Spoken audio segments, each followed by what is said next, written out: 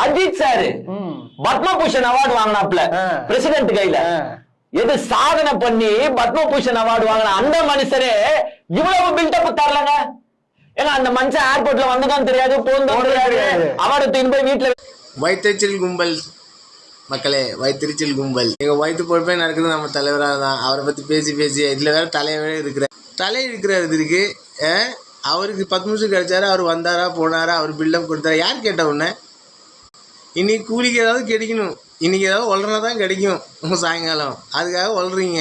அதுக்கு உங்களுக்கு இவ்வளோ பில்டப்பாப்பா? என்ன கொடுமை சார் இது. 41 பேரை சாவச்சு இன்வெஸ்டிகேஷன் செல்லம். அந்த என்கொயரி தான் செல்லம் நடக்குது. அது தெரிஞ்சிடும்ல என்கொயரி முடிஞ்சா யாரு என்னன்னு.